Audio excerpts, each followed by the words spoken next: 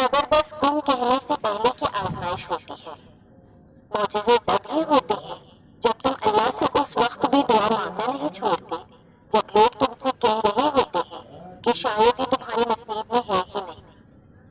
اللہ تمہارا نصیب مٹا بھی سکتا ہے اور دوبارہ بنا بھی سکتا ہے۔ ناممکن صرف تمہارے لیے ہے۔ اللہ تو جب چاہے جو چاہے سب کر سکتا ہے۔ جب کبھی تمہارا دل بے وجہ اداس رہنے لگے تو جان لینا اللہ تمہیں یاد کر رہا ہے۔ سجدوں میں بہتے ہوئے آنسو ہی اللہ کو تمہارے صبر کی گواہی دیں گے اور پھر کن کے معجزے ہو جائیں گے۔ جو بھی وہ دن بھی آئے گا جب تمہاری ساری دعاؤں کو حقیقت بنا کر تمہارے سامنے کھڑا کر دیا جائے گا اور انہیں دیکھ کر تم کہو گے کہ یا اللہ انہیں تو میں بھول چکی تھی، اور پھر اللہ فرمائے گا پر میں نہیں بھولا تھا اور تیرا رب بھولنے والا نہیں۔ پتہ ہے سب سے حیرت والی بات کیا ہے کہ وقت گزرنے کے ساتھ ساتھ کچھ دعائیں ایسی ہوتی ہیں جو ہم بھول جاتے ہیں، جنہیں ہم مزید مانگتے نہیں ہیں اور ہمیں لگتا ہے کہ اب وہ کبھی بھی قبول نہیں ہوں گی، لیکن اللہ کبھی بھی کچھ بھی نہیں بھولتا۔ ہم ہی مانگ کر تھک جاتے ہیں اور پھر ان دعاؤں کو اپنے حافظے سے نکال دیتے ہیں، لیکن اللہ کو سب یاد ہوتا ہے کہ ہم نے فلاں جگہ بیٹھ کر فلاں کام کرتے ہوئے فلاں چیز اللہ سے مانگی تھی۔ پھر وہ تمہاری ان ماضی کی دعاؤں کو تمہارے حال کی دعاؤں کی قبولیت کا وسیلہ بنا دیتا ہے اور پھر تمہیں نواز دیتا ہے۔ تو اگر کبھی زندگی میں گرتے گرتے سنبھل جاؤ یا اگر کوئی ایسی چیز مل جائے جس کا ملنا تمہیں ناممکن لگتا تھا، تو یاد رکھنا یہ تمہاری انہی دعاؤں کا صلہ ہے جو تم نے کبھی اللہ سے گڑ گڑا کر مانگی تھی۔ دعائیں تو آخری حد تک تمہاری کام آتی رہتی ہیں، کبھی بلاؤں کو ٹال کر، کبھی بچھڑے ہوئے کسی ساتھی سے ملوا کر، کبھی روتی ہوئی آنکھوں کو ہنسا کر، تو کبھی روح کو بے وجہ کے سکون سے بھر کر، کبھی دل بدل کر تو کبھی نصیب پلٹ کر۔ جو تمہارے طریقے سے پوری نہیں ہو پاتی وہ دعائیں پھر اللہ کے طریقے سے پوری ہوتی ہے۔ ضرور قبول ہوں گی تمہاری دعائیں، یہ وعدہ ہے تم سے اللہ کا۔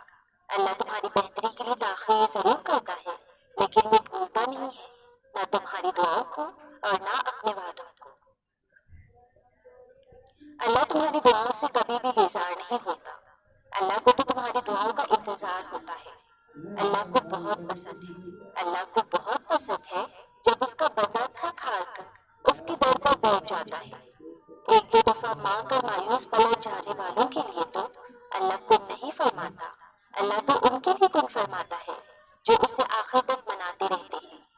اللہ ان کے لیے مدد بھیجتا ہے جو اس کے در پر بار بار آتے جاتے رہتے ہیں۔ اللہ ان کی دعا قبول کرتا ہے جو دیری کے بعد بھی رابطہ بحال رکھتے ہیں۔ اپنی من پسند چیزیں پانے کے لیے اللہ کو اس کے من پسند انداز سے راضی کرنا پڑتا ہے، اور سبھی عبادتوں میں سے اس کی سب سے پسندیدہ عبادت دعا ہے۔ تو پھر اس کی دہلیز پہ چکر لگاتے رہا کرو، کیونکہ اللہ معجزے انہی کے لیے کرتا ہے جو اس کے دروازے پہ دستک دینا نہیں چھوڑتے۔ محنت کرو، صبر کرو، دعا کرو، اللہ پر بھروسہ کرو، جو تیرا ہے تجھے مل کر رہے گا۔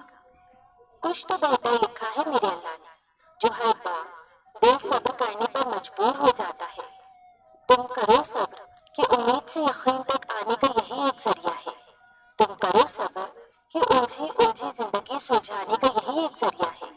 لیکن اللہ پاک نے ہمیں ایک چیز دی ہے اور وہ ہے اس پر قابل یقین، جو کر کے ہم صبر کر سکتے ہیں۔ اور پتہ ہے اگر ہمیں اس پہ چلنے والے اجر کا پتہ چل جائے نا تو ہمارے لیے صبر کرنا اتنا مشکل نہ ہو۔ اور پتہ ہے صبر اتنا مشکل کیوں ہے؟ کیونکہ ہمیں اس پر ملنے والے اجر کا پتہ نہیں ہوتا۔ وہ تمہارا صبر رائگاں نہیں جانے دے گا، وہ تمہیں اتنا دے گا کہ تم سے سنبھالا نہیں جائے گا۔ یہ آزمائشیں مسلسل نہیں ہے، تمہیں سکون بھی بخشا جائے گا، تمہیں ذرا سا آزما کر ہمیشہ کے لیے مضبوط کر دیا جائے گا۔ اب تمہاری دعاؤں کی قبولیت کا وقت آ چکا ہے، اب تمہیں سب نواز دیا جائے گا۔ اور جس کو اللہ آزمائش دیتا ہے وہ تو خوش نصیب ہوتا ہے، کیونکہ اللہ اسی کو آزماتا ہے جس سے وہ بے حد پیار کرتا ہے، جس کو وہ خوشیاں دینا چاہتا ہے۔ تو بس جس نے اپنی آزمائش اللہ کے لیے سہ لی اور اللہ کے لیے صبر کر لیا تو اللہ اس کو وہاں سے نوازے گا جس کا اس نے سوچا تک نہ ہوگا۔ جو تم صبر کر رہے ہو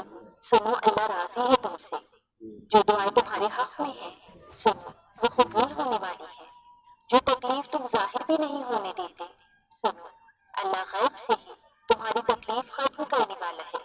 جو آنسو تم اللہ کے سامنے بہاتے ہو، تو سنو، وہ ایک ایک آنسو کا صلہ تمہیں دینے والا ہے۔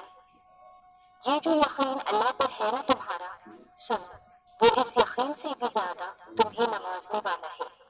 تمہارا رب کی طرف آنا، اس سے محبت خاص کرنا، سنو، وہ پورا جہان تمہیں دینے والا ہے۔